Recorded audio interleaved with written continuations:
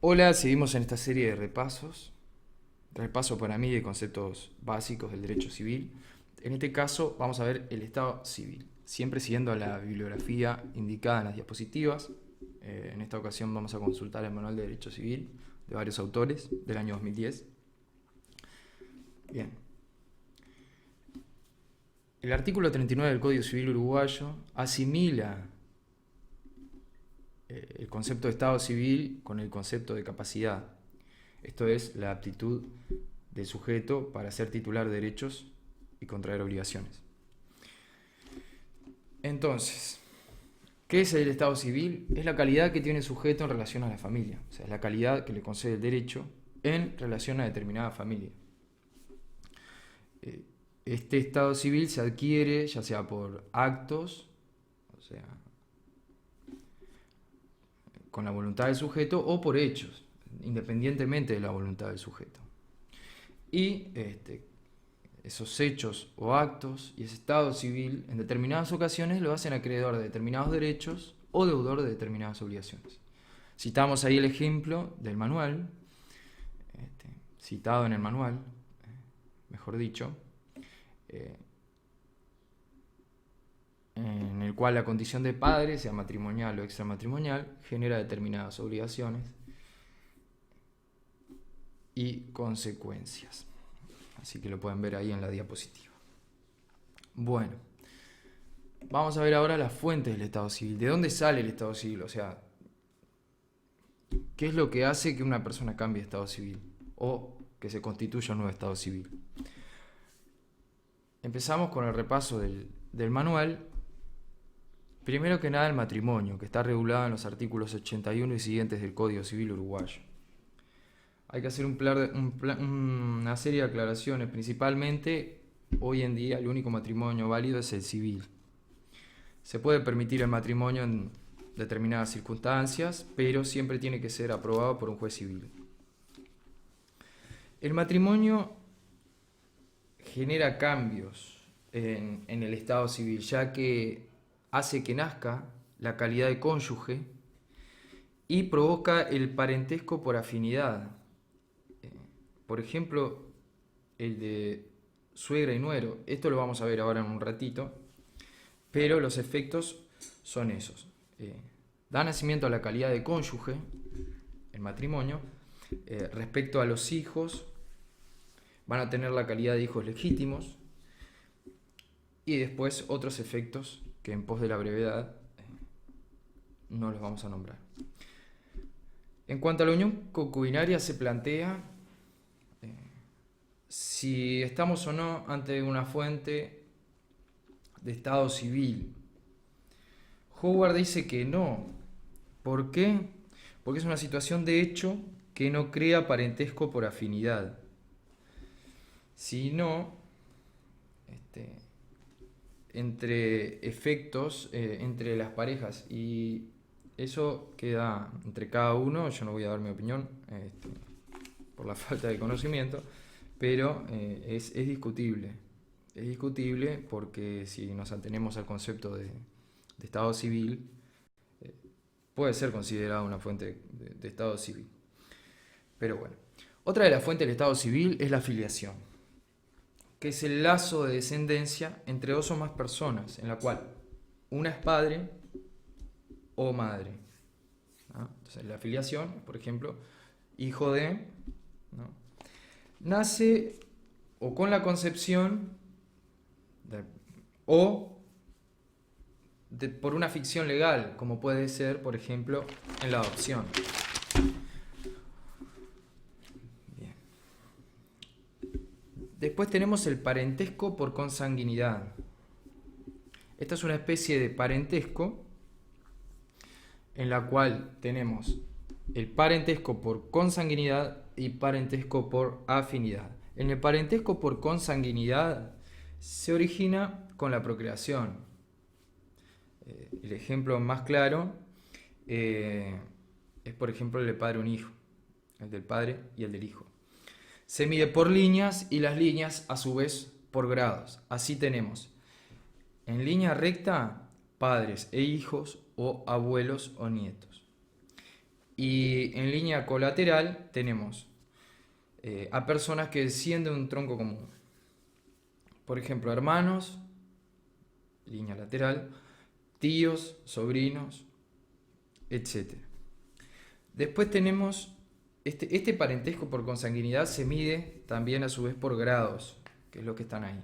Se puede medir dependiendo de si es en línea recta, del padre al hijo es de primer grado, de abuelo a nieto es de segundo grado, y así etcétera. Esto está regulado en los artículos 1015 y 1016 del Código Civil, si lo quieren repasar.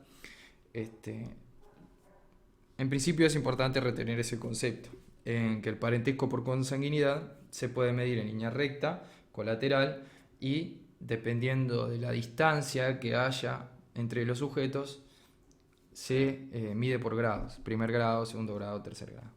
El parentesco por afinidad, en cambio, es el vínculo de un cónyuge con los parientes del otro. Como dijimos recién al repasar el matrimonio hace que nazca el parentesco por afinidad. Entonces así tenemos que los cónyuges no son parientes entre sí, pero en línea recta pueden ser el yerno y la suegra, por ejemplo, y en la línea colateral los cuñados. También se mide por grados. Ahí tenemos un ejemplo, primer grado, segundo grado. Bien. Los caracteres del Estado civil. Primero que nada es inherente a la persona humana, solo las personas físicas pueden tener estado civil, una persona jurídica no, por ejemplo.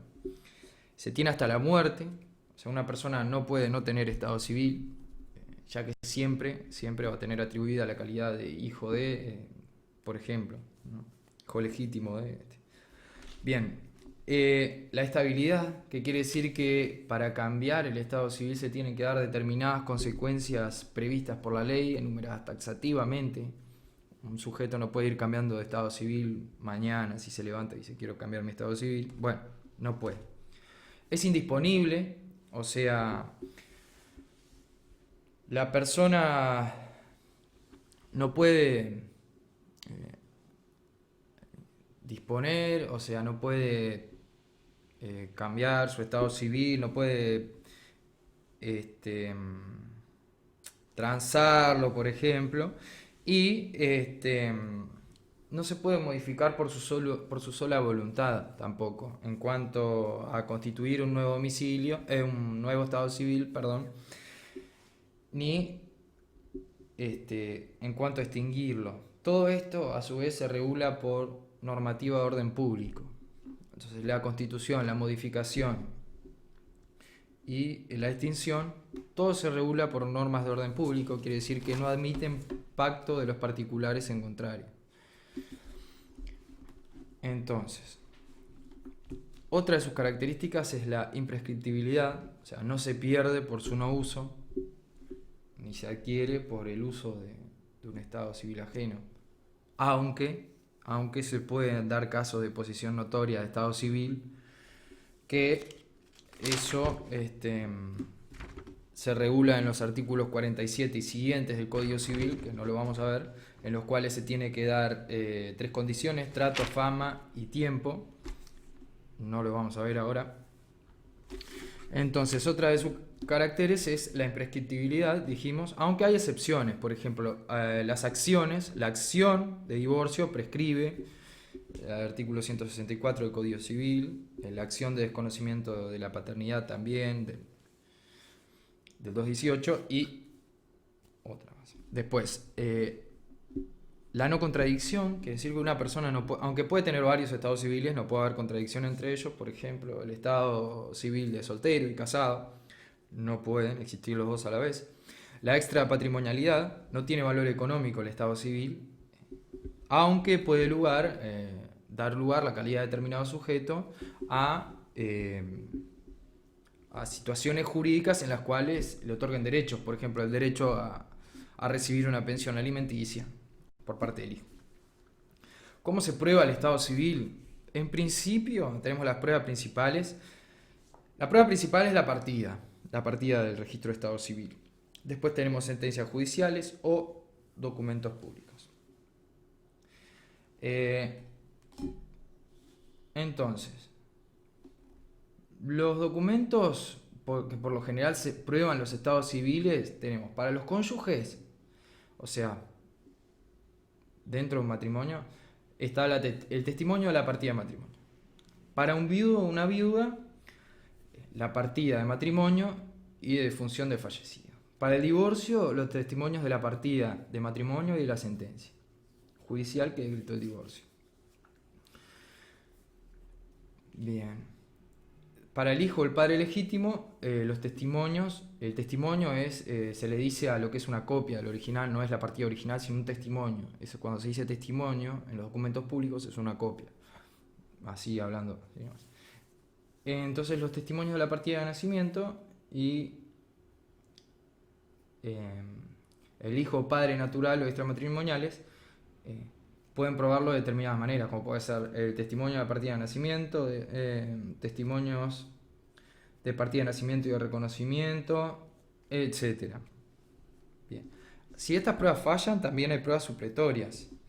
Reguladas en el artículo 44 del Código Civil, se puede probar mediante otros documentos auténticos, sentencias, por ejemplo, documentos auténticos certificados por escribanos o expedidos por por alguna comunidad, por ejemplo, que no es necesariamente del Estado y después certificado por escribano público, o mediante testigos presenciales. Por ejemplo, para probar el nacimiento se puede probar mediante médicos o parteras, por ejemplo. O todos los que presenciaron el nacimiento, por ejemplo, ¿no? Bueno, por acá terminamos de repasar el estado civil y seguimos con otros conceptos.